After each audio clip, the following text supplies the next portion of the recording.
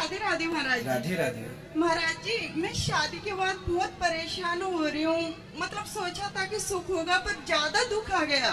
बहुत परेशाान करते हैं, यूँ लगता है कि जीवन खत्म कर लूँ अब। ना श्रीमन नारायण भक्तों, आप लोगों का स्वागत है आपके पसंदीदा वीडियो में। यदि आपको प्रश्नोत्तरी वीडियो देखना अच्छा लगता है तो प्लीज़ चैनल को सब्सक्राइब कर लें और वीडियो को पूरा देखें।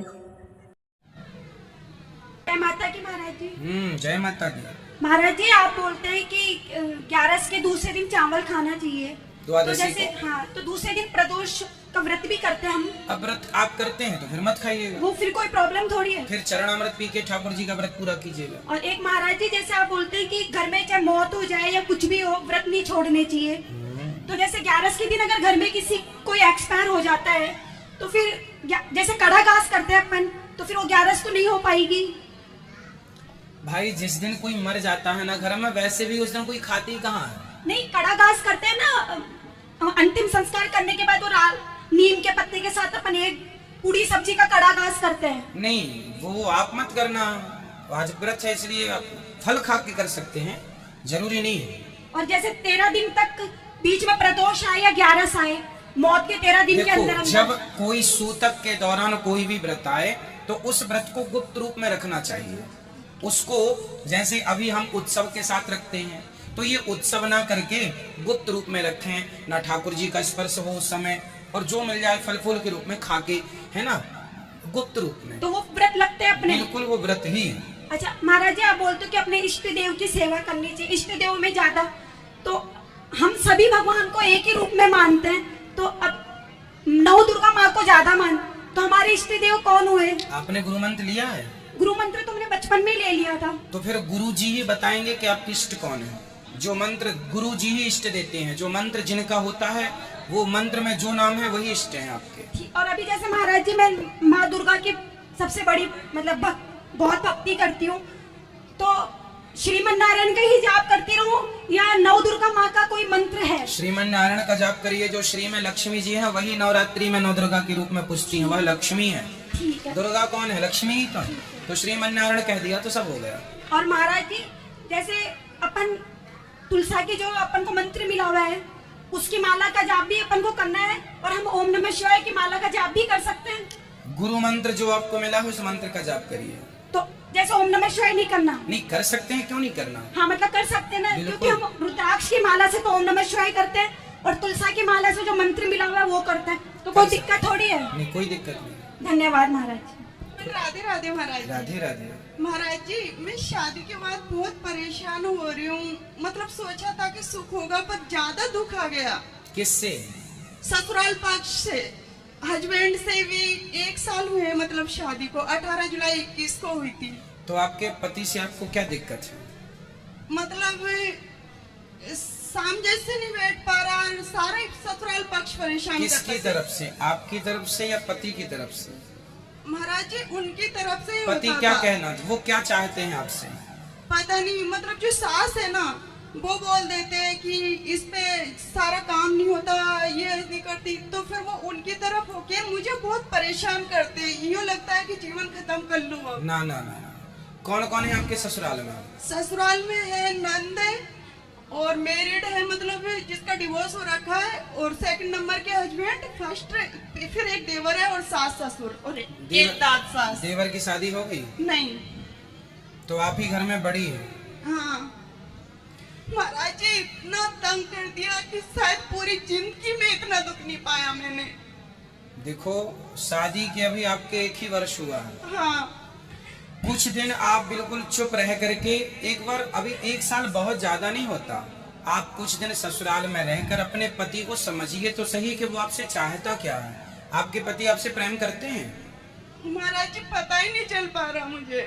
नहीं, ये आपको पता लगाना पड़ेगा कि देखो, ऐसा है कि कोई दूसरे रिश्तों का तो छोड़ दो, सास नन्द भौजाई सब छोड़ दो, पर पति पत्नी प्रेम से यदि हैं तो सारा जीवन निकल जाएगा। इसलिए आपको अभी 1 साल ही हुआ है, कोई बहुत ज्यादा नहीं हुआ, समझने में टाइम लगता है रिश्तों को। कुछ दिन ससुराल में रहिए, अपने पति की बात मान कर देखिए कि वो जो कह रहे हैं उसको मानने में क्या होता है। महाराज जी मुझे यूँ लगता है कि शायद उन्होंने दूसरी कर ली शादी, हाँ, घर वालों के कहने पे। तो दूसरी कर ली मतलब आप तो घर पे हैं, दूसरी भी आपकी? नहीं, मेरे को तो पियर में छोड़ जाते हैं, वो रुकने ही नहीं देते 10 रोज से ज्यादा। यूँ बोलते हैं कि दादी जी का ऑपरेशन कराना है, ये कराना है, और मम्मी पापा के पास छोड़ के मुझे नहीं चले तो जाते। आपको मायके में रहना ही नहीं। पहली गलती तो लड़कियों की ये है कि वो पियर आ जाती हैं। आपको अपने मायके नहीं रहना, आपको अपने पति कैसा हो, सुख दुख अब पति के संग है, जीना मरना उसके संग है। ऐसे छोड़ छोड़ के आएंगे तो फिर कुछ भी वहां हो सकता है। इसलिए आपको अपने सेवा से, आपको अपने प्रेम से अपने पति का दिल जीतना चाहिए। वो आपसे प्रेम करें, आप उनसे प्रेम करें। और गृहस्थी साथ में रहने से चलती है, मायके में रहने से नहीं चलती। ठीक है? नहीं महाराज जी, मुझे जैसे कॉलोनी वालों ने किसी ने बोला यही बात, और अब जो लेटर भेजा गया था वहाँ से नोटिस, तो 3rd लेटर था, 2 तो पहले भेज दिए, एक और भेजा है अभी, तो वो मैंने पढ़ा नहीं। तो ये बोलते हैं कि डाइवोर्स का शायद। क्यों? पता नहीं। आप अपने माँ बाप के घर कितने दिनों से हो? मतलब 18 जुलाई से मतलब मैं रुकी होंगी वहाँ पे 2-2.5 महीने खींच के, बाकी यही है, छोड़ जाते वापस। तो आप क्यों आते हो, क्यों छोड़ जाते हैं? आप आने नहीं चाहिए आपको यहाँ। वो बहाना बना के यहाँ कोई नहीं रहेगा, हम जयपुर में दिखाएंगे, दादी जी को दिखाएंगे। तो बोल देना चाहिए ना कि आप जहाँ दिखाएंगे, जहाँ आप जाएंगे वहाँ हम चलेंगे। ये बोलते हैं कि हम तो रेंट पे रहते हैं, आप अपने मम्मी पापा के रहो। ये कोई बात नहीं होती। जहाँ शादी के पहले फिर देखना चाहिए था कि पत्नी को हम कहाँ रखेंगे। तो आपको अपने मायके नहीं रहना चाहिए। हम तो कहेंगे कल ही आप अपने ससुराल जाओ। अच्छा। हाँ, और जाके वहाँ का सारा देखो कि क्या चल रहा है। और आप पत्नी है, अधिकार से आप अपने पति तो कह सकती हैं कि हमारा पति है। नारी यदि लक्ष्मी है तो दुर्गा। जमा समय समय पर आपको अपना वो रूप लाना चाहिए जिससे आप अपने पति को अपने वश में कर सकें। महाराज जी मुझे तो बाहर नहीं निकलने दिया जाता। नहीं, बाहर निकलने की जरूरत ही नहीं है। बाहर कहाँ जाएंगे निकल के? नहीं, जैसे उनका पता करे तो। और यूँ लगता है कि उन्होंने शादी दूसरी करके घर वालों ने रेंट पे कर दिया, उनको रख रखा है। ऐसे माहौल से मुझे कानों में भनक लगी है। जब आपके घर के बारे में आपको ही कंफ्यूजन है तो ये तो कमी आपकी है ना कि आप मायके में पड़ी हैं, तो वहां तो कुछ भी होगा। इसलिए आपको ससुराल जाना, पति के पास रहना। पति आपसे कहे कि हम तुम्हें नहीं रखेंगे तो पूछना कि क्यों नहीं रखेंगे। यदि नहीं रखना था तो आपने शादी क्यों की हमसे? अच्छा। ये सवाल आपको करने चाहिए। महाराज जी डर लगने लग जाता है। डर किस बात का? यूँ बोलते हैं ना पति परमेश्वर होते हैं, उनसे नहीं, ज्यादा पति मत बोलो। परमेश्वर है। पति, हमने ये थोड़ी कहा कि आप पति को मारो।